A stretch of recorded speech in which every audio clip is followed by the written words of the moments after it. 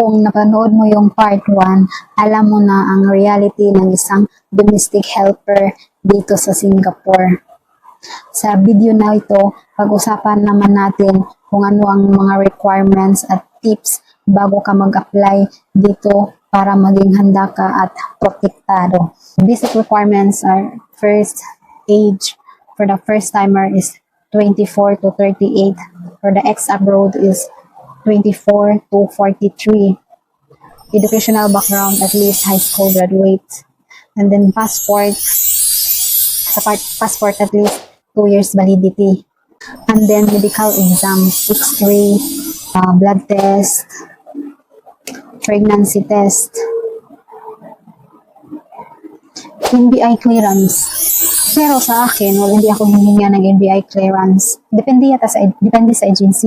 Kasi may natanungan din ako, hiningihan siya ng NBI clearance. Yung mga nakasabayan ko sa airport, yung papunta kami ng accommodation, meron siya, hiningihan siya ng agency ng NBI clearance.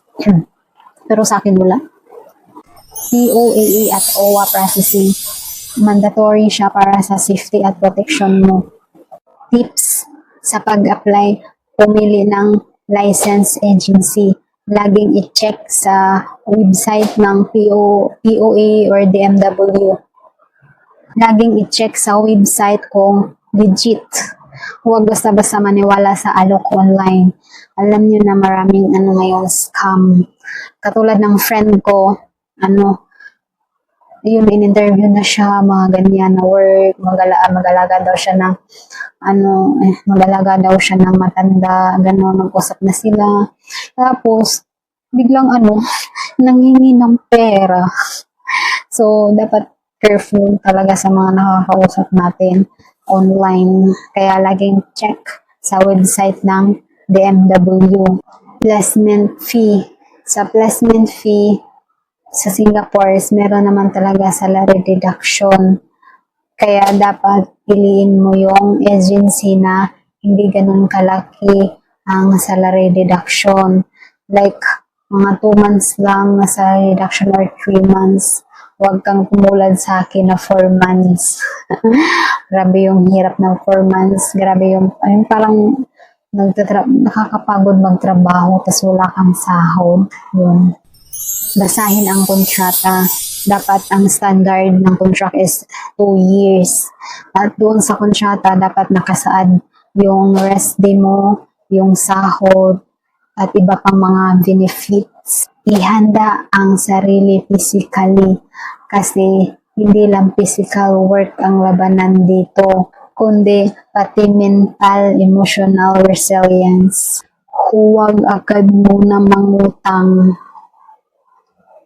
Kasi yun nga, wala ka talagang masasahod sa unang buwan hanggang 4 na buwan or kung ilang buwan yung agency yung napili mo, yung napuntahan mo, kung ilang buwan yung salary deduction nila. Kaya tips, huwag ka munang mangutang kasi sasakit lang lalo ulo mo kasi baka biglang maminil yung inutangan mo tapos wala ka pang sahod. Tapos, kasi may mga nangyayari din dito na sila mismo nagpapaback agency. Kasi dito sa Singapore, wala siyang termination.